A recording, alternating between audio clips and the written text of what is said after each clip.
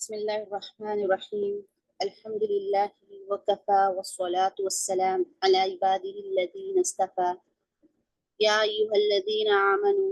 صلوا عليه وسلموا تسليما. اللهم صل على محمد وبارك وسلم. اللهم إني أسألك علما نافعا وعملا متقبلا. يا رب زدني علما. اللهم إني أسألك الجنة. يا مقلب القلوب ثبت قلوبنا على دينك. السلام علیکم ورحمۃ اللہ وبرکاتہ۔ امید ہے آپ تمام بخیر و عافیت سے ہوں گی۔ الحمدللہ تمام تعریف اللہ رب العالمین کے لیے ہے۔ اللہ کا بے انتہا شکر احسان کہ اللہ تعالیٰ نے پھر ایک مرتبہ اس برکت مجلس میں ہم تمام کو جمع کیا اور اللہ کے کلام سے کچھ سیکھنے سکھانے کا موقع عطا کیا۔ اللہ سے دعا ہے کہ اللہ تعالیٰ ہمیں اس قرآن کا صحیح حق ادا کرنے والا بنائے۔ الحمدللہ ہمارا سورہ کہف کا یہ سلسلہ چل رہا ہے۔ کل تقریباً ہم نے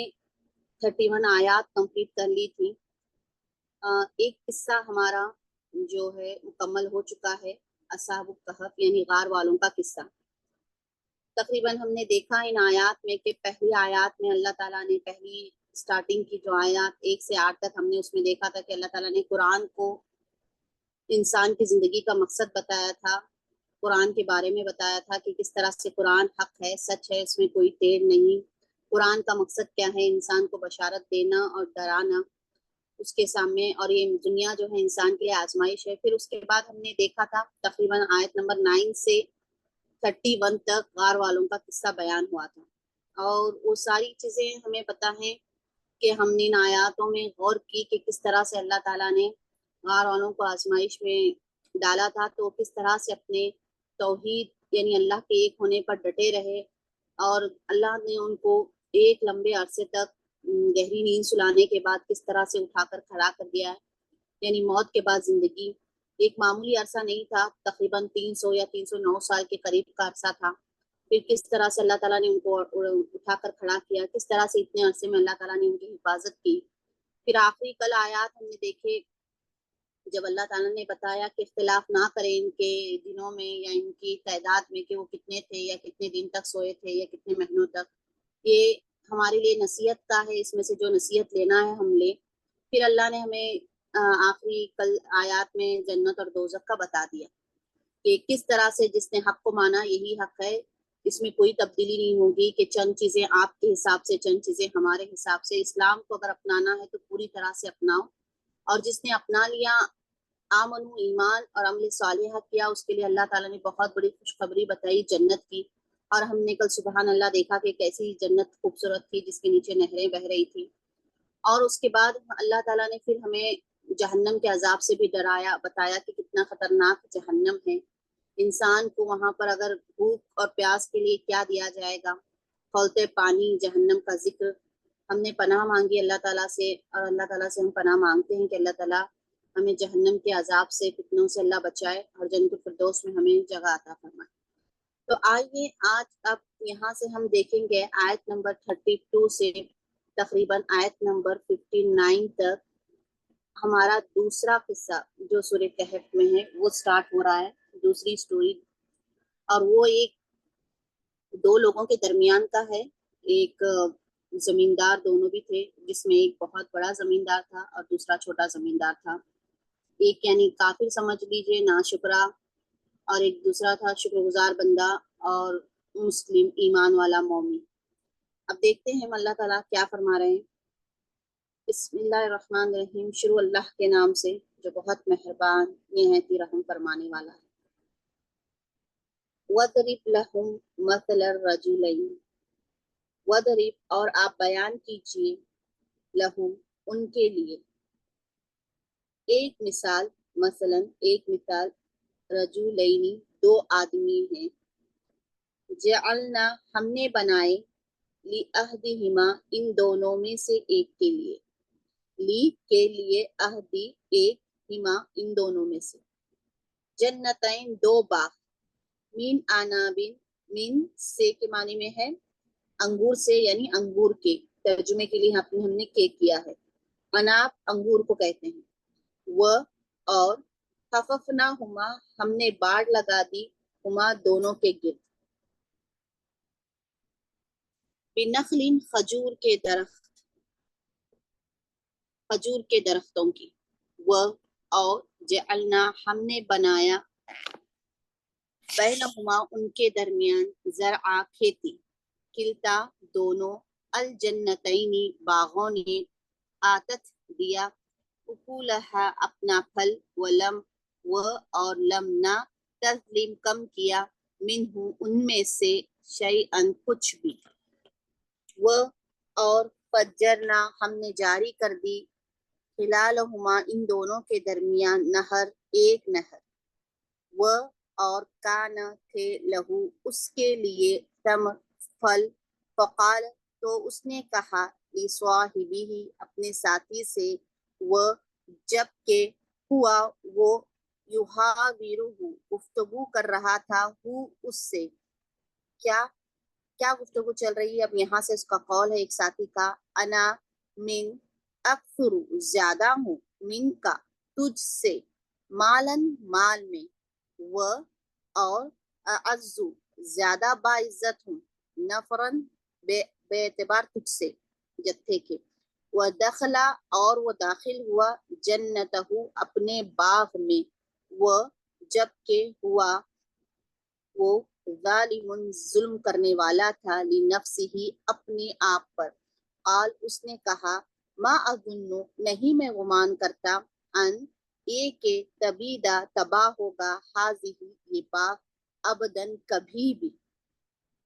وما اور نہیں اظن میں گمان کرتا الساعۃ کہ قیامت قائمتن قائم ہونے والی ہے وہ اور البتہ ان اگر ردت میں لوٹا دیا گیا الی ربہ اپنی رب کی طرف لأجیدن تو میں ضرور پاؤں گا خیرن بہتر منہا ان سے بھی منقلبہ لوٹ کر جانے کی جگہ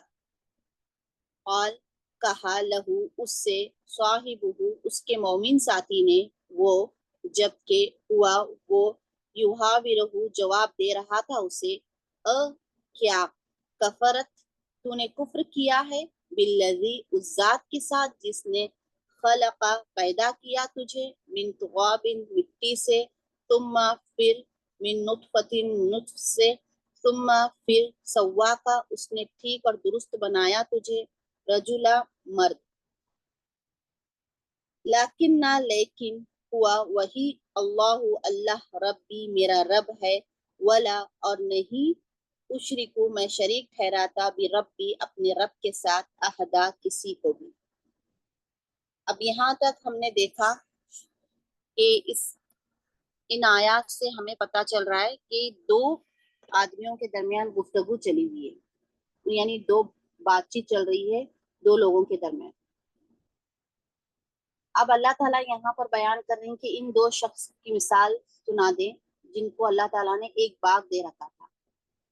اب یہاں پر مفسرین کا اس میں اختلاف ہے کہ یہ دو جو ہیں آدمی جو تھے جو اشخاص تھے یہ کون تھے. اللہ تعالیٰ نے مطلب بطور ہمیں سمجھانے کے لیے ان کی مثال دے کر ہمیں بتایا ہے یا واقعی میں کوئی ایسے دو شخص تھے. اگر یہ تھے کوئی دو آدمی اس طرح سے تو کیا یہ بنی اسرائیل میں گزرے ہیں یا اہل مکہ میں سے تھے. گفتگو میں سے تو ہمیں یہ اندازہ ہو رہا ہے، یہ پتہ چل رہا ہے کہ ان میں سے ایک مومن ہے اور دوسرا جو ہے کافر ہے، کیونکہ ہمیں اندازہ چلا کہ ایک کیا کہہ رہا ہے اپنے فقر اور تکبر کی بنا پر کہ میں جس طرح سے اللہ تعالیٰ نے مجھے دیا ہے اس چیز کا ذکر کر رہا ہے اور گمان کر رہا ہے نعوذ باللہ کہ میں کبھی مجھ پر قیامت نہیں آئے گی، اگر آئے گی تو بھی میں اچھی حالت میں جاؤں گا. تو اب اللہ تعالیٰ انہی دونوں چیزوں کو یہاں پر بیان کر رہے ہیں. اللہ عالم، اللہ بہتر جانتا ہے کہ یہ واقعی میں چند مفسرین نے اس کو واقعی میں کہا ہے کہ یہ جو ہے دو اشخاص موجود تھے، یعنی ان کے نام بھی باقاعدہ کیے ہیں. چند مفسرین کا کہنا ہے کہ نہیں، اللہ تعالیٰ نے یہ ہمیں مثال دینے کے لیے بتایا ہے، تاریخی ذکر کیا ہے دو لوگوں کی مثال دے کر. اب یہاں پر ہم دیکھیں گے کہ ایک اس میں ہمیں دکھ رہا ہے کہ مالدار ہے اور اللہ تعالیٰ نے اسے بہت دولت دی ہے اور وہ لیکن اس کا ناشکرا پن ہے، اس کا ایمان صحیح نہیں. اب یہاں پر دیکھیے کیا تھا، جب اس کو کہتے ہیں کہ یہ آیات کا نازل ہونے کا سبب کیوں تھا، کیا لنک ہے، اگر ہم دیکھیں تو پچھلی آیتوں میں ہم نے دیکھا تھا کہ آپ صلی اللہ علیہ وسلم کے پاس قریش کے کچھ سردار آئے تھے، تو انہوں نے کہا تھا سامنے جو ہے کچھ صحابہ بیٹھے ہوئے تھے، یہ سردار تھے اور صحابہ غریب اور مفلس تھے، تو ان قریش کے سردار نے کیا کہا، مطالبہ کیا تھا کہ آپ انہیں مجلس سے ہٹا دیں تو ہم سامنے آ کر بیٹھ جائیں گے۔ تو آپ صلی اللہ علیہ وسلم، یہ آیات ہماری پچھلی گزر چکی ہیں، تو آپ صلی اللہ علیہ وسلم نے کیا کیا تھا کہ اگر سامنے بیٹھیں گے تو شاید ہو سکتا ہے کہ مان لیا آئے، اسلام سے متاثر ہو جائیں۔ صرف خالص یہ نیت تھی، اللہ کے رسول کی اس وقت نیت ہمیں پتہ ہے، ہم نے اس بات پر تفصیل کی ہے پوری، کہ یہ نہیں تھی کہ مطلب صحابہ کمزور ہیں یا غریب ہیں تو ان کو پیچھے ہٹانا، یا نعوذ باللہ ان کو امیر اور غریب قریش کو طاقتور ہے اس لیے آگے لانا۔ صرف اور صرف مقصد اللہ کے رسول صلی اللہ علیہ وسلم کا یہ تھا کہ جب انہوں نے کہا، مطالبہ کیا کہ ہم آگے بیٹھیں گے، انہیں مجلس سے ہٹا کر پیچھے بٹائیے، تو اس وقت آپ صلی اللہ علیہ وسلم نے سوچا شاید آگے بیٹھنے سے یہ اسلام کو سمجھے، متاثر ہو، اسلام میں داخل ہو جائے۔ تو اس وقت ہم نے دیکھا تھا کہ اللہ تعالیٰ نے کس طرح سے کہا تھا کہ آپ ان لوگوں کی مجلسوں میں نہ بیٹھے، ان لوگوں کی طرح نہ ہو جائے۔ تو یہاں پر مفسرین کہتے ہیں کہ اسی سے متعلق یہاں پر اللہ تعالیٰ نے ان آیات کو بیان کیا ہے مثال دے کر کہ اللہ کے نزدیک کون قوی ہے، اللہ کے نزدیک کون احترام کے قابل ہے،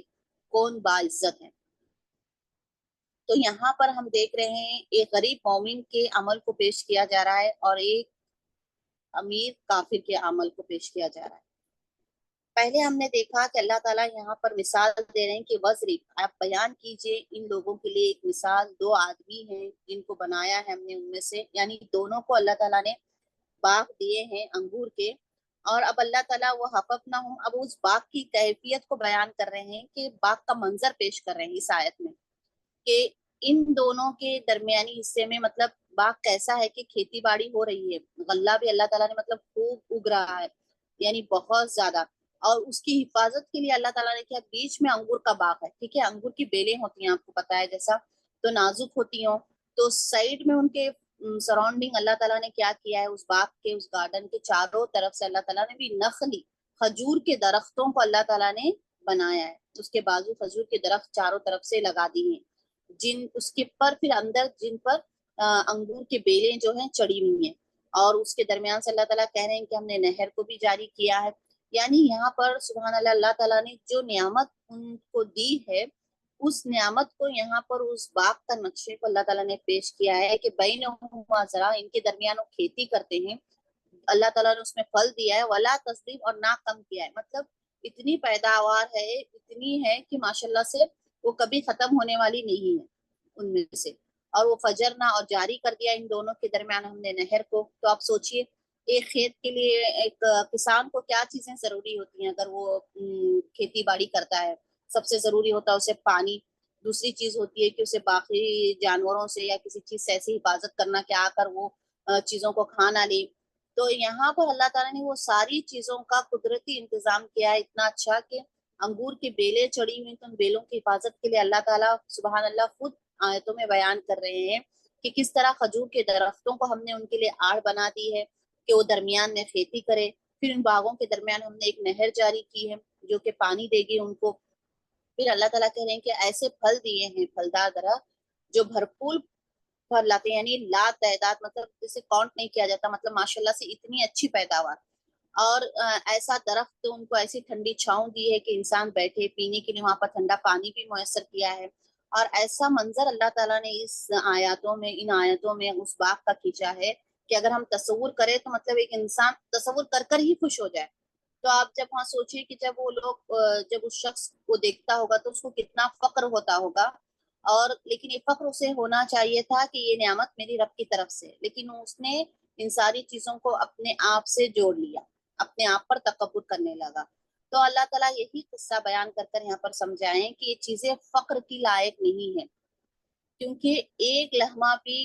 کوئی میں، ایک لمحے میں اللہ کے حکم کے بغیر اللہ تعالیٰ یہ نعمتیں کسی کو بھی نہیں دے سکتا،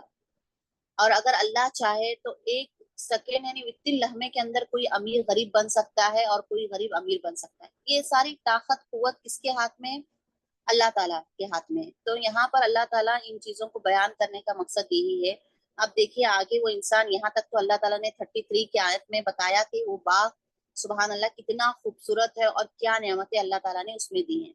अब हम आगे देखते हैं कि अल्लाह ताला आयत नंबर 34 में, अब इन दोनों की गुफ्तगू यहाँ से शुरू हो रही है, तो उसमें बता रहे हैं कि सबसे पहला जो उसमें इंसान था वो कहता है कि अना अक्तर, दूसरे इंसान से क्या कह रहा है, यानी मोमिन इंसान से वो इंसान ये कह रहा है कि मैं तुझसे ज्यादा हूँ माल में, मैं तुझसे ज्यादा और बा इज्जत भी हूँ। यानी अल्लाह ताला ने मुझे मालदार बनाया है, मेरे बाग में हर तरह की चीजें दी हैं, फल और बाकी औलाद में भी। यहाँ पर जो है आजा, ये नफरा कहते हैं औलाद के एतबार से, हर चीज के एतबार से, मतलब क्योंकि इंसानों को फक्र किस चीज पर होता है, जाहिर सी बात है आज के हमारे जमाने में इंसान फक्र करता है औलाद, औलाद में भी सबसे ज्यादा फक्र बेटों पर, बेटों से नवाजा गया है, दौलत, स्टेटस, यही चीजें हमारे फितरत में है इंसान की, जिन पर इंसान अपने आप को फक्र महसूस करता है। तो यहाँ पर भी ये चीजें थी जिसके मुकाबले में जो है अल्लाह, दूसरा इंसान इन मुकाबले में बहुत मतलब गरीब था या नीचे की तरफ था, इतनी चीजें उसके पास नहीं थी या इतना मालदार नहीं था, या औलाद के मामले में भी इससे आगे नहीं था। तो यहाँ वो उसको जता रहा है, वो एक इंसान दूसरे इंसान को जता रहा है, कह रहा है कि मैं तुझसे ज्यादा माल में भी हूँ, बाइज्जत भी हूँ, यानी स्टेटस, मेरा रुतबा जो है सबसे ऊपर है, ऊंचे की सतह पर है, और जो है बाकी चीजों में भी मैं जो हूँ तेरे से आगे हूँ। अब फिर वो कह रहा कि वो दाखिल हुआ अपने बाग में जबकि वो जुल्म करने वाला था, यानी अब जुल्म करने वाला था यहाँ से मुराद, यानी अपने आप पर वो फक्र करते हुए जो बाग में दाखिल हो रहा है, ये बातें कहते हुए इस चीज को अल्लाह ताला कह रहे हैं कि उसने अपने नफ्स पर जुल्म कर लिया, इसने ये बात बता दी कि यानी ये जो गुफ्तगू ये कर रहा है, ये गुफ्तगू हम जानते हैं कि सही नहीं है। फक्र क्या है, तकब्बुर करना। आप सल्लल्लाहु अलैहि वसल्लम की हदीस है कि जिसके दिल में राई के बना बराबर भी अगर तकब्बुर आ गया तो वो कयामत के दिन जो है चूटी, जो एंट होती है सब कितनी बारीक होती है, उसके मसल मतलब रोंदा जाएगा। अल्लाह अकबर। तो इंसान के अंदर कभी भी तकब्बुर नहीं आना चाहिए, क्योंकि इंसान हम नाजुक कमजोर है, इंसान ताकतवर नहीं है,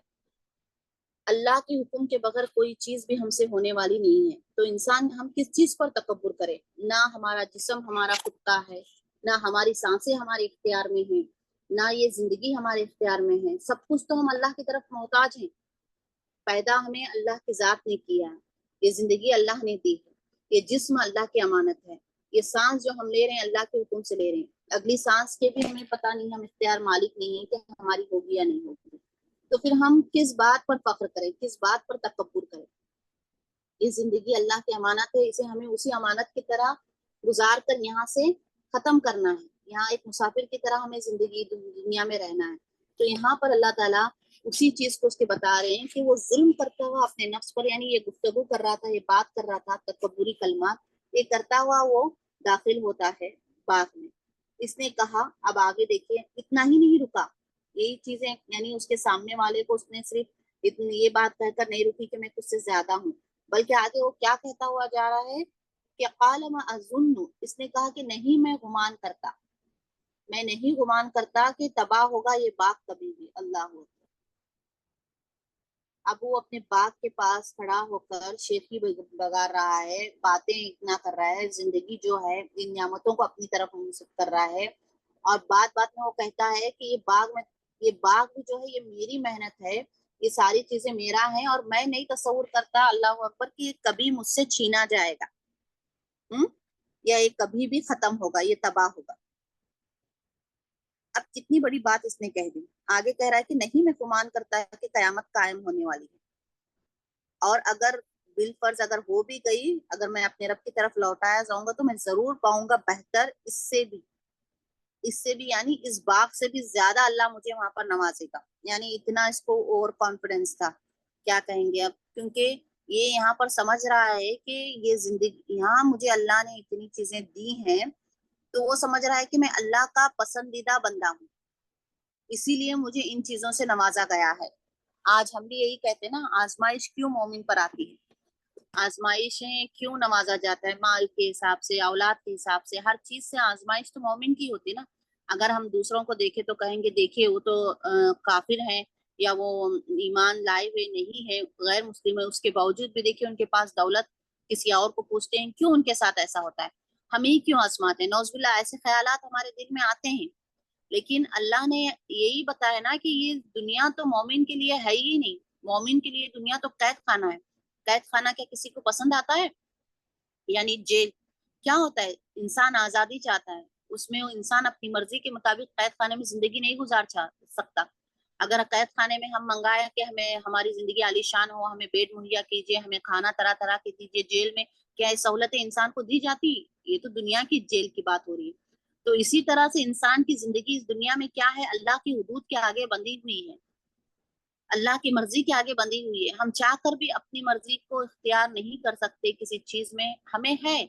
اللہ نے ہمیں عقل سلیم دی ہے، ہماری فطرت میں ڈالا ہے کہ ہم اچھائی کو برائی کو دیکھیں،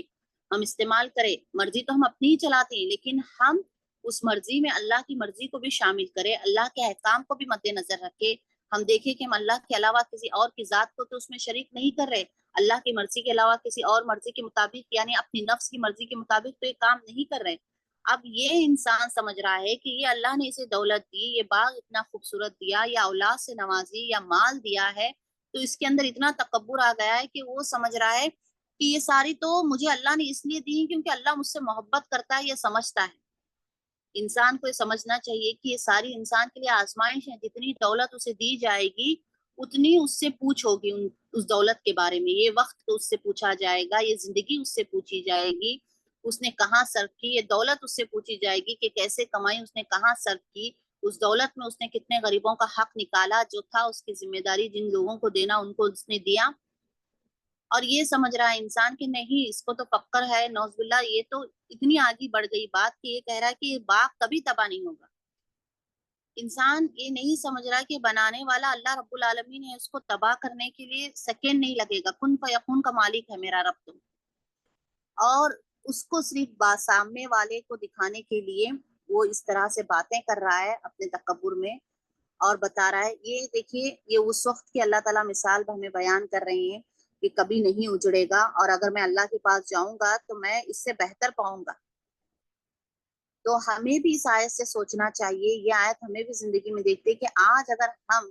اپنا رتبہ جتانے کے لیے یا ہمارے پاس بہت زیادہ ہے یا دکھاوے کے لیے ہم کتنی ایسی باتیں کہہ دیتے ہیں، جو ہمارے سامنے اگر کوئی انسان ایسا ہے جو اس بات کی استطاعت نہیں رکھتا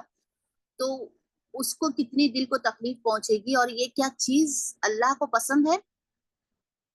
یہ انسان جو کہہ رہا ہے اگر اللہ تعالیٰ کو ایسی باتیں نعوذ باللہ پسند ہوتی تو قرآن میں یہ آیات اترتی، اللہ تعالیٰ ہمارے لیے اس رہنمائی کے لیے اس واقعے کو کیا بیان کرتے؟ اب یہ واقعہ اصل میں ہے یا نہیں ہے جس کا مفسرین میں اختلاف ہے، لیکن بتائیے یہ ہماری تربیت کے لیے، ہماری رہنمائی کے لیے ہی یہ چیز اتاری گئی، اس چیز کو بتایا گیا کہ کتنی بڑی بات ہے۔ آج ہم باتوں باتوں میں ہمیں پتہ بھی نہیں چلتا، شادی کے موقع پر بھی گئے ہیں ہم اگر زیور پہن رہے ہیں، کپڑا پہن رہے ہیں، تو ہمارے رائے کی برابر بھی ہمیں دکھاوا تکبر نہیں ہونا چاہیے۔ یہ نعمتیں اللہ کے لیے، ٹھیک ہے ہم خوبصورت لگنے کے لیے، اسلام نے اس چیز کو منع نہیں کیا کہ ہم نہ پہنیں، اللہ نے اگر ہمیں دیا ہے تو ہم بہترین لباس پہنے، پاک صاف لباس پہنے، لیکن ہماری نیت دکھاوے کی نہ ہو، ہماری نیت نہ ہو کہ فلاں سہیلی یا میری فلاں رشتے دار دیکھے جلے کٹے۔ آج ہمارا مقصد کیا ہوتا ہے؟ اگر ہمارے پاس زیور بھی ہے تو ہم اس کو گھر میں نہیں پہنیں گے، ہمارا مقصد کیا ہوگا کہ باہر جائیں گے تاکہ دوسرا دیکھے، پھر دوسرا پہنچے۔ آپ یہ بھی نہیں سمجھتے ہم لوگ کہ یہ تو ہمارے لیے باعث نظر بھی ہو سکتا ہے، باعث کسی کے لیے تکلیف دہ بھی ہو سکتا ہے، کسی کو نیچا دکھانا میں بھی آ سکتا ہے۔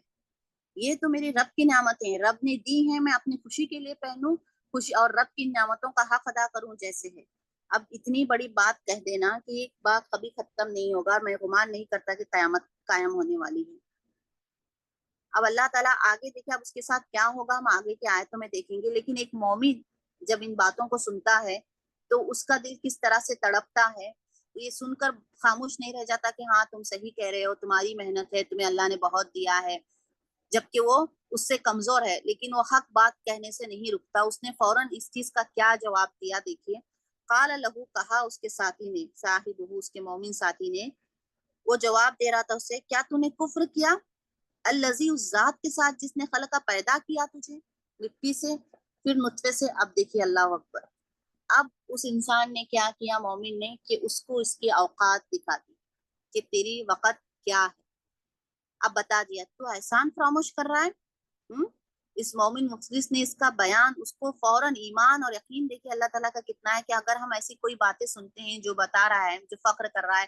کہ میرا ایسا ایسا ہے، میری اتنی پراپرٹی ہے، میری اتنی جائیداد ہے، یا میرا یہ سونے کا اتنا ہے، تو ہم سن کر اچھا اچھا ماشاء اللہ آپ کے پاس اتنا ہے، اتنا اتنا بیٹھ یہ کریں گے. اگر وہ اللہ کی طرف نہیں جوڑا کہ الحمدللہ یہ نعمتیں میری رب کی طرف سے دیکھیے اللہ تعالیٰ نے ہمیں دی ہیں، اگر وہ اللہ کا ذکر بھی نہیں کر رہا، اس میں صرف اپنی طرف مخاطب ہو کر اپنی طرف جوڑ کر ان نعمتوں کو بتا رہا ہے کہ میں نے کمایا ہے، میرا یہ بلڈنگ، میرے اتنی دولت، میرا اتنا، میرا اتنا، تو اس وقت ہمارا کیا ہونا چاہیے کہ تیرا تو کچھ بھی نہیں ہے انسان، کیوں اتنا غرور، کیوں اتنا گھمنڈ، تو سراسر ہدایت اور گمراہی سے ہٹ گیا. اب یہاں پر دیکھیے وہ ساتھی وہی حق کا کام کر رہا ہے کہ فوراً اس کو احساس دلا رہا ہے کہ تیری وقت کیا ہے. تجھے تو پیدا کرنے والی وہ ذات ہے جس نے تجھے پیدا کیا، تجھے مٹی سے، نطفے سے، پھر تجھے ٹھیک ٹھاک ایک آدمی بنایا، اور پھر یہ نعمتیں بھی دینے والا وہ ہے. تو تو نعوذ باللہ اپنے رب کے ساتھ کسی اور کو شریک کر رہا ہے، اپنے آپ کی طرف نسبت کر رہا ہے یہ نعمتوں سے، اور تو یہ گمان کر رہا ہے کہ تجھے تیرا رب یہ نعمتیں کبھی تجھ سے نہیں چھینے گا. اب یہاں پر اس کے غرور کو ہٹانے کے لیے اس نے فرمایا کہ تیری پیدائش مٹی سے، یعنی یہاں پر مٹی سے مراد حضرت آدم علیہ السلام کی تخلیق ہے. اس کے بعد ہم دیکھتے ہیں کہ پھر ان سے ان کی نسلیں جیسے ملے جلے پانی سے، یعنی اب جو ہے ایک نطفے سے انسان کی پیدائش ہوتی ہے. جیسے اس سے پہلے بھی ہم نے دیکھا ہے اللہ تعالیٰ نے کئی بار بتایا کہ انسان کی تخلیق کس طرح سے ہوئی ہے، قرآن کی کئی آیتوں میں اس کا ذکر ہے. تو اب ان نعمتوں کا یہاں پر ذکر کرتے ہوئے انسان کہتا رہے کہ تو پہلے کچھ بھی نہیں تھا، اللہ تو پہلے سے موجود ہے، وہ تو قادر مطلق ہے، اللہ نے ہی تجھے وجود بخشا، پھر تو کس طرح سے انکار کر سکتا ہے، کس طرح سے تو یہ چیزیں اپنی طرف لے سکتا ہے کہ یہ میرا باغ ہے، یہ میری دولت میں تجھ سے زیادہ ہوں، اولاد میں تجھ سے زیادہ ہوں، اور یہ میری چیزیں کچھ بھی کبھی ختم نہیں ہونے والی. اگر یہ تو ان نعمتوں کو دیکھ رہا ہے اپنے باغ کو، تو اللہ کا شکر ادا کیوں نہیں کرتا، کیوں تو ماشاء اللہ نہیں کہتا، یا ان چیزوں پر اللہ کا شکر کیوں نہیں ادا کرتا. وہ کہتے ہیں، پھر وہ کہتا ہے کہ وہ اللہ ہی ہے میرا رب، اور میں نہیں شریک ٹھہراتا اپنے رب کے ساتھ کسی کو بھی. اب یہاں پر وہ بندہ کہہ رہا ہے کہ تو جو کہنا ہے کہہ لے، لیکن میں جو ہے اللہ کے ساتھ کسی کو شریک نہیں ٹھہراؤں گا. یہ جو بھی نعمتیں، اگر میں کم بھی ہوں، یا اللہ نے مجھے کم دولت سے نوازا ہے، یا جو نعمتیں اللہ تعالیٰ نے تجھے دی ہیں اس سے مجھے کم بھی دی ہیں، تو مجھے اللہ سے امید ہے کہ اللہ تعالیٰ وہ مجھے آخرت کے دن اس سے بہتر نعمتیں عطا فرمائے گا. تیرا باغ جسے تو ہمیشگی والا سمجھ بیٹھا ہے، تو کہتا ہے کہ کبھی تباہ نہیں ہوگا، تو ہو سکتا ہے کہ اللہ کا حکم آئے اور یہ تباہ ہو جائے. یہ پانی، یہ نہر، یہ باغ کی خوبصورتی، یہ ساری چیزیں تیرے سے تباہ ہو سکتی ہیں، لیکن میرا رب مجھے اس سے بہتر دے گا. میں اپنے رب کے ساتھ کسی اور کو شریک نہیں کروں گا. یہ نعمتیں جو مجھے دی ہیں یہ میرے رب نے دی ہیں. تو یہاں پر انسان کی انہی چیزوں کو بتایا جا رہا ہے. یہ تو اس وقت کی آیات ہیں جب اللہ تعالیٰ نے ہمیں سمجھانے کے لیے ہمارے سامنے رکھی. آج کے دور میں بھی اگر ہم ان آیات کو آج کے دور میں اپنے پر لیں تو دیکھیے ہمارے اندر چیزیں موجود ہیں. ہم میں سے بعض ایسی ہیں جو اپنی ساری چیزوں کو سمجھتے ہیں کہ ہماری محنت ہے، ہماری شوہر کی محنت ہے، وہ اتنا وقت لگاتے ہیں، اتنا کماتے ہیں، اتنا پیسے دیتے ہیں. آپ دیکھیے وقت تو لگاتا ہے ایک مزدور بھی ہے، لیکن اس کی تنخواہ ایک اے سی میں بیٹھ کر کام کرنے والا سافٹ ویئر کا انجینئر جو ہوتا ہے، یا بیٹھ کر کمپیوٹر انجینئر جو بھی ہے، مطلب آرام کے آفس میں بیٹھ کر کرتا ہے، اس کی تنخواہ زیادہ ہوتی ہے ایک مزدور جو اتنی محنت کرتا ہے اس کے مقابلے میں دھوپ یا سستی. کیوں؟ یہ سب اللہ کی طرف سے نعمتیں ہیں. اس کے حساب سے اللہ نے اس کو دیا ہے، اس کے حساب سے اللہ تعالیٰ نے اس کو دیا. ہم یہ نہیں کہہ سکتے تھے کہ ہماری محنت ہے، یہ اللہ بہتر جانتا ہے. اللہ اس مقام پر کوئی پڑھ کر بھی بیٹھا ہوتا ہے، وہ اتنا نہیں کما سکتا ہے، اللہ تعالیٰ اس کو اتنی برکت نہیں دیتے. اگر ایک معمولی سا جو حق کے ساتھ بیٹھا ہوا ہے مومن ہے، تھوڑی سی تنخواہ، لیکن اللہ اس کی کمائی میں اتنا برکت رکھتے ہیں. یہاں اگر ہم دیکھتے ہیں کہ بہت پیسے والا ہے، بہت عیش و عشرت میں ہے، یعنی اللہ تعالیٰ نے اسے نوازا ہے، یہ ہم تصور کر لیں کہ اللہ نے اسے دی ہیں یہ نعمتیں، تو یعنی اللہ اس سے خوش ہے. نعوذ باللہ ایسا نہیں ہوتا. سب کچھ کسی کو مل جائے یہ اس بات کی دلیل نہیں ہے کہ اللہ اس سے خوش ہے. وہ بھی اس انسان کے لیے آزمائش ہو سکتی ہے. بظاہر ہمیں دکھ رہا ہے کہ اسے سب کچھ ملا ہوا ہے، لیکن پتہ نہیں اسے رات کا سکون مل رہا ہے، یا اسے ایمان اس کا سکون اس کے اندر ہے یا نہیں ہے، رات اس کی کیسی گزرتی ہے، کتنے خیالات، یہ پیسہ ہے تو اس پیسے کو کیسے سنبھالے، کیسے رکھے. ہر انسان کے الگ الگ طرح سے خیال رہتے ہیں. وہ سکون اور اطمینان اسے نصیب نہیں ہوتا جو ایک غریب کو ہوتا ہے، کیونکہ اسے اتنی ہی روٹی کھا کر اتنے ہی پیسے کا اتنا ہی گزارا اس کے لیے کافی ہوتا ہے. وہ نہیں سوچتا کل کے بارے میں. اور جس کے پاس زیادہ ہوتا ہے وہ اور زیادہ کی سوچتا ہے، اور اس کو رکھوں کس طرح سے اس کی حفاظت کروں، یہ جو مل رہا ہے مال اسے کس طرح سے اور بڑھاؤں، یہ اس کی فکر ہوتی ہے جو اس کی راتوں کی نیند ہٹاتی ہے، جو اس کا سکون چھین لیتی ہے. تو جیسے ہوتا نظر آتا ہے ضروری نہیں کہ ویسا ہو. اور سب سے پہلی چیز، اگر ایسا ہوتا تو تمام انبیاؤں کو آزمایا نہیں جاتا.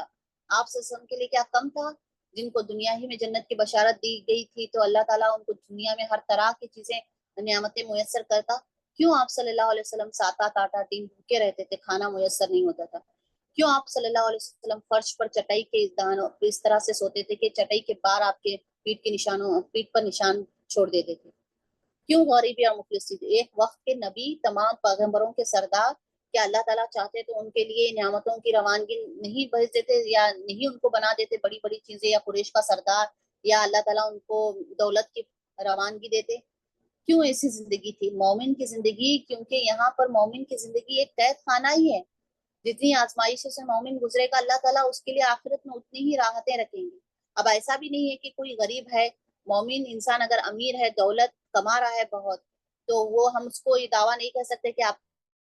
کی دولت نعوذ باللہ ایسا نہیں ہے، آزمائش میں ہے، آپ نیک نہیں ہو سکتے. یہ بھی غلط ہے. اگر وہ کما رہا ہے، اللہ نے کسی کو دیا ہے، لیکن اتنا ہی وہ اللہ کی راہ میں دے رہا ہے، صحیح حق ادا کر رہا ہے، فضول خرچی نہیں کر رہا، بے جا دکھاوا، تکبر، غرور، گھمنڈ نہیں، وہ ان نعمتوں کو اللہ کی طرف جوڑتا ہے، اللہ کا حق ادا کرتا ہے ان نعمتوں میں، تو وہ نعمتیں اس کے لیے باعث ثواب ہے،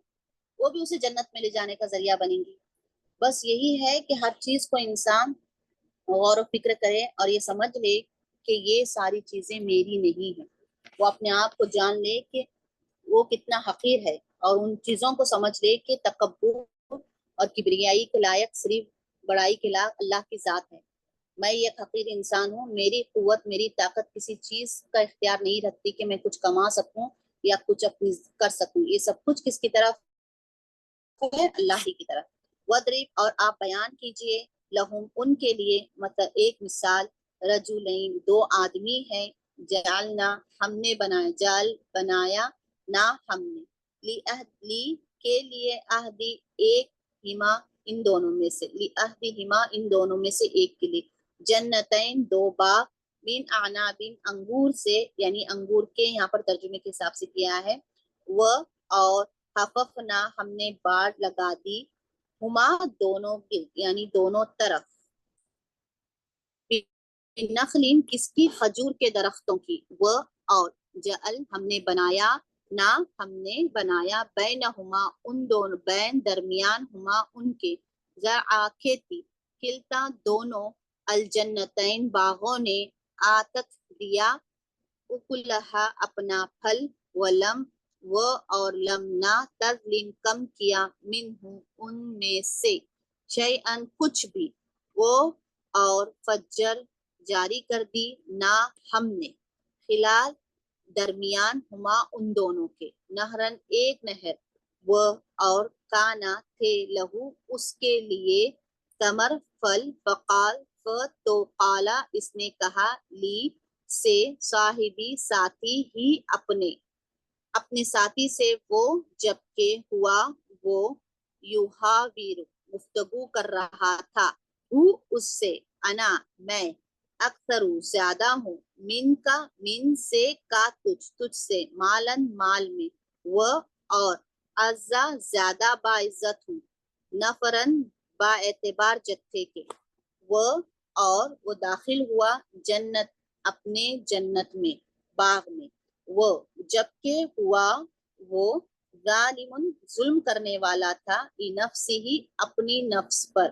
قال، اس نے کہا، ماں، نہیں، ادنو، میں گمان کرتا، ان، کہ، تبھی تباہ ہوگا، حاضہ، یہ باغ، ابدا، کبھی بھی، وہ، اور ماں، نہیں، ادنو، میں گمان کرتا، الساعۃ، کہ قیامت، قائمتن، قائم ہونے والی ہے، وہ، اور البتہ، ان، اگر، ردت، میں لوٹایا گیا، इला तरफ रब्बी अपने रब की, ल अजीदन्ना तो मैं जरूर पाऊंगा, ल तो अजीदन्ना मैं जरूर पाऊंगा, खैरन बेहतर, मिनहा उनसे भी, यानी उस बाग से, मुनकलबा लौट कर जाने की जगह, यानी वहां पर जहां पर लौट कर अल्लाह की तरफ जाएगा। काल उसने कहा, लहू उससे, साहिबुहु अपने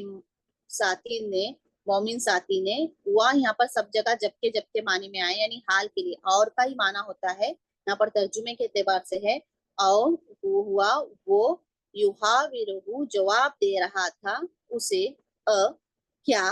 कफरत ने कुफ्र किया, बिल्लदी उस जात के साथ जिसने,